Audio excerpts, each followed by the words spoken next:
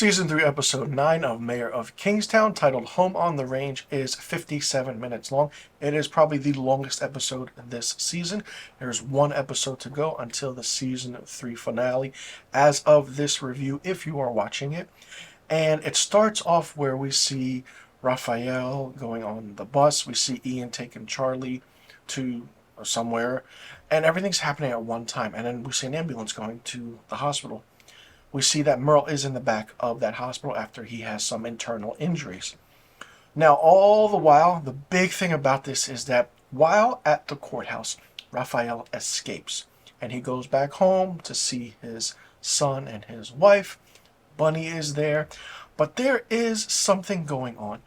Mike is playing everyone against each other. The Aryans, the Russians, Bunny. He's telling different things to all three different people, Bunny, Constantine, and Merle. He's saying to Merle that, all right, the Russians didn't do it, Bunny might, have it out for you. He goes to Constantine and basically says to Constantine that Bunny's moving some guns, only you have that knowledge of what's going on. Goes to Bunny, tries to find Bunny because Bunny's number changed, or Bunny, got a different number and Mike can't call that number. So Mike tracked him down and said, listen, hey, we're going to do this thing. Raphael is the key. Let's figure this all out. So we find out that the key of it all is that Mike takes Raphael to the hospital in order to kill Merle. But Merle somehow escapes in a way from his bed, kills a security guard, plants a security guard in the bed, and Raphael's like, shit, what now? And he leaves, but he doesn't check the bathroom where Merle is bleeding out. Now, all the while that's happening, you have some side stories going on. We see Kareem, the warden, trying to figure out what to do because someone comes in and says that maybe you should resign. We don't want to fire you, and Kareem just loses it. And of all that I've done and everything, and he is a character that is losing his mind, literally, and it really, really shows. You also have Robert. You know who Robert is, the hot-headed guy who has PTSD. He's starting to get so goddamn annoying that either Kyle or Mike need to get rid of him ASAP, and it's just really, really crazy. Tracy, on the other hand, Kyle's wife, still working at that place she's working at, and while the guard is leaving, the one that tried to touch her and evidently raped the other inmates, she backs her car into him. She goes crazy and goes back home. And she tells Kyle, like, Kyle, listen, this is what happened, this and that.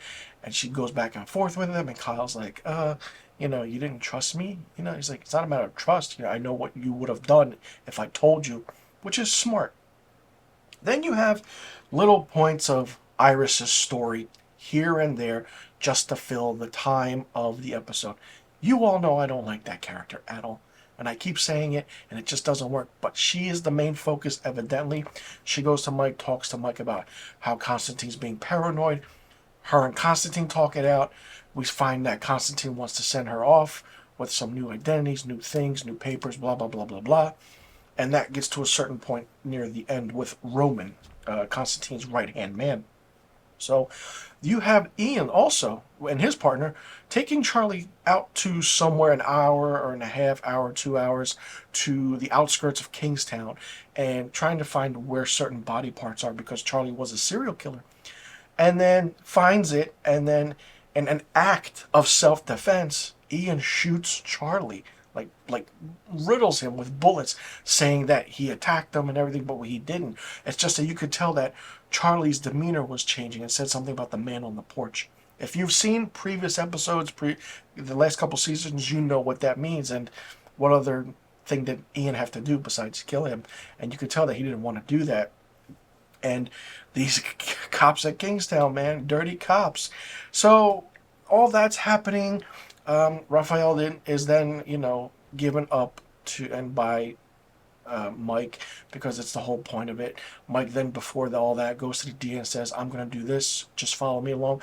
So Mike is baiting every single person in this. He's baiting three characters. Merle, Constantine, and Bunny. Well, he kind of said to Bunny in the car, and Bunny's car's like, Well, let's figure this out. Let's get rid of everyone coming into our town and making shit and killing shit and really wreaking havoc. Let's figure it out. And Bunny's like, you better be on your word or I'll just kill you right here. And Mike doesn't say anything. He's like, all right, he's just like, let's figure it out. So all that's happening, that's going on. That story ends. We see Roman go to a certain area warehouse. He gives a woman three, or I want to say two envelopes, one with full of cash, both of them full of cash, and then she's like, "This is for this. Constantine wants this, new life." And the third one, when she's out of the city, blah blah blah. All of a sudden, someone comes out of the shadows. Shadows.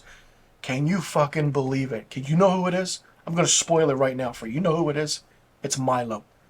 He is alive. Milo is alive. Puts one in Roman's knees, pow, just like that.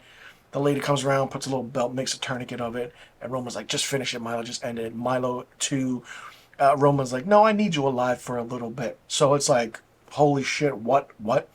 I didn't expect it at all. I really didn't think Milo was alive. A lot of you who watch my reviews have said otherwise and said that he is alive. Kudos to you who have said that he was alive. And it's just really, really fun to go back and forth with people who watch my reviews. And, you know, we talk about the show, the series, and the story, how it progresses. And to the people who said that he was alive, God bless you. You made that perfect correction and you made that perfect prediction. So Milo is back. How? Why? Why is he back? We don't know. One episode left until the season 3 finale. Holy shit, what can happen? It's going to be crazy. It's going to be insane. I didn't expect it. That ending of this episode really saved this episode because it was an up and down season. So many things going on, so many characters happening, and it's like, what can happen now? What will lead to certain things? What will, unbeknownst to certain characters, who will die, who will survive?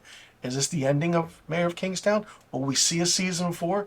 How much can you progress with a season 4? If a 4th season does happen, maybe 3 should be enough. But now that Milo's back, I mean, there is a lot more story to tell. And all of you were correct as well, saying that I didn't like Iris, but she played a major part in certain storylines. And just correct, she is playing a major part in certain storylines.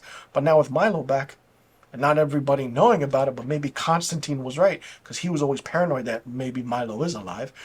It's just really, really insane. So the ball has dropped. The big craziness has ensued. The secret is out. Milo is back in Kingstown. But the question is, why? Let me know in the comment section below what you thought about Season 3, Episode 9 of Mayor of Kingstown, episode titled Home on the Range. Did you like it? Did you not like it? What did you think of it? What did you think about the aspect of the story, for it to move along, the aspect of the ending? Where do you see things going from here? What is the whole aspect of Mike working everyone against each other? Who do you think will come out on top? Who do you think will meet their demise? Who do you think will survive? And do you see a Season 4 of Mayor of Kingstown happening after this episode, and even though the season finale still has to happen for Season 3? It's going to get insane for sure. Let me know in the comment section below about all the questions I just asked. I'm Mr. Filmstock. Thanks so much for tuning in, and be sure you tune in next week for my Season 3 finale review of Mayor of Kingstown.